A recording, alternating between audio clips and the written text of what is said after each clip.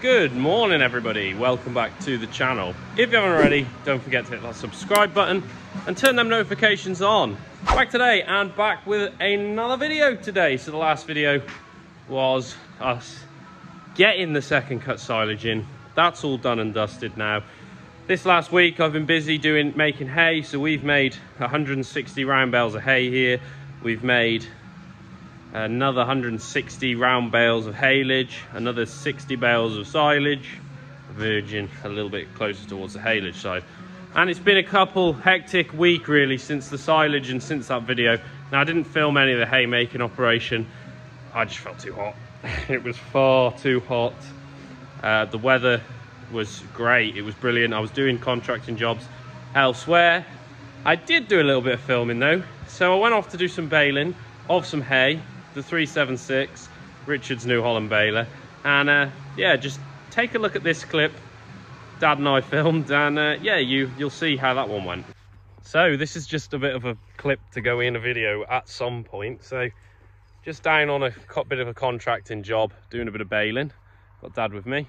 So starting on with a nice sized one here, and then nice we move on to the next one it chucked out, which is yay big, stuck to the other one, and we move on across, and it decides to chuck one with the one stringer. That's a nice little one stringer. Nice little bale there. For the horsey people, don't want anything too heavy. Don't want nothing too heavy. These are good at £3.50 a bale, these are, folks, if you want to buy some. And we have another one, it's chucked out there, little one, and he's chucked another little one out there. And then, and progressing along, we've decided to go back to full size. So the baler says, oh, we'll go back to full size now. And then we go across here, and we have another one at full size. And it thinks, I've had enough of that, I'm going to make a little one. Just for people who can carry it, just make a half size. That's for a bigger horse than the before. And then these are the Shetland pony bales here. A bit smaller, that one. And another one a bit smaller. And another one a bit smaller, and another one a bit smaller. And then this is the brilliant part, and we need to just move around because of the sun. Just here we have now an array of loose grass that's come out of the back of the baler. And do you want to know the best bit? The best bit about this is, in my hand I have both of the needles off the baler that well, to put it into polite terms, it's knackered, but we can all sort of guess where we're going with this one. I think the baler's knackered, Mom. I don't think we're going to be baling anymore tonight anyway. I think the 376 has given up the ghost a little bit. If we put new needles on that, it might snap then, because at a time somewhere. Yeah, the timing's gone all to cock. I was baling. I tried this baler at home earlier. It worked fine. Bought contracting job. We'll go and do that. It's baled a few around the corner, then it's done with sin, and then this has happened. You just can't beat it, can you? At least it's not going to rain tonight. So as you'll see, baler in a little bit of a state. So since then, somebody has been out to the baler. Turns out that the trip was going constantly, which wasn't actually the issue that caused the snap of the needles.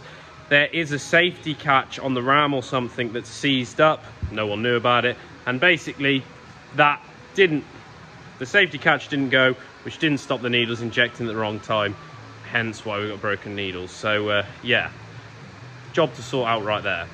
Luckily though, it wasn't the end of the world having the baler breakdown, because there's a guy up the road called Andy. He let me borrow his little square baler, which was a little Bamford BL58, I think, to go around and do the baling.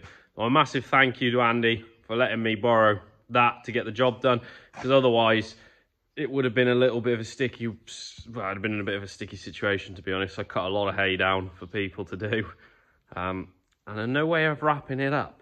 But anyway, that's kind of where we're at the moment. So today's video, you will have already seen by the title more than likely, there's a new piece of machinery, or a new machine of some kind, and it's in this shed here with me at the moment. Now, it's not the sprayer, and it's not the baler, because that's already here. There's a bit of the hay that we baled. Behind me, we have got a new combine. I say new, it's far from new as in age, but it is a new combine to me. This is this year's purchase. So the poor old Dominator 85 is sadly going to have to be put into retirement here. That is for sale. If anyone's interested, you know, drop a comment. We can arrange the sale of that one. But this is a purchase. So this is a Claas Dominator 96. If any of you follow me on Instagram and can remember back, I put a video on looking at a combine a little bit earlier on in the year. And that would be this little beauty. So I purchased this from Tarpley, which from where we are is about an hour's run.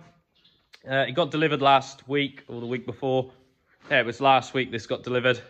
And yeah, it's a combine. Few jobs needing doing. Currently on order a new sieve, because this one here isn't very good. You know, past the point of repair really, because all the mechanism's gone down the inside here. The chaff plates there, which go in right at the back by the returns, they are gone. And then right down the front there's some rubber seals up the side of the sieve pans, and the rats have been in there and chewed them out, so I've got to put some new ones of them in. That's going to be a lovely job. I've got some parts here to do it. Here are new rubber seals to go down. You got to rivet them in, and then there's just a couple of bearings to replace as well. So one down here on the main auger, elevator auger up into the tank. I'm going to do the one on the end of the return auger as well. There's a little bit of play in that, but not too much. When this first come here, we were having trouble. There was no life on the dashboard or anything, and that's a fault that's just come around, because when I went to look at this, all the lights were working on the dash. So Jake and I say Jake and I, mainly Jake, because I was sort of sat up there telling him whether anything was working. Set to this, we spent 4 hours, probably over 2 evenings. We got it working. With a bit of help from Richard as well. We'll just jump up into the cab. So why have we gone for another combine? Well, it's not because there's anything wrong with the old 85. Nothing wrong with that at all. The problem with the old 85 is that it was a bit of a sweatbox. It's an old machine, but it's a good runner, and lovely sample of corn, lovely sample of straw, but also the cab is not dust proof. And yeah, the dust played hell with my sinuses last year, and yeah, not brilliant for your health. Wear masks and things, but they just seem to not do anything. So we sort of thought this combine was at the right money. It's a little bit of an upgrade with better comfort, higher output as well. To be honest, I say higher output, it wasn't really an issue, but nonetheless, we've gone for that. So this is the interior. Just hold the camera there.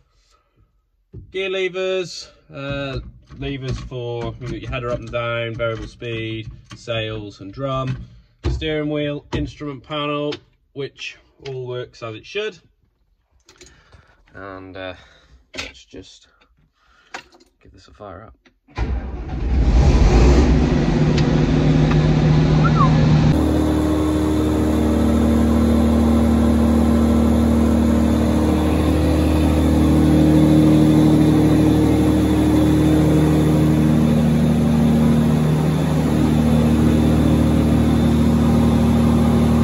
There it is running. Runs really sweet, really happy.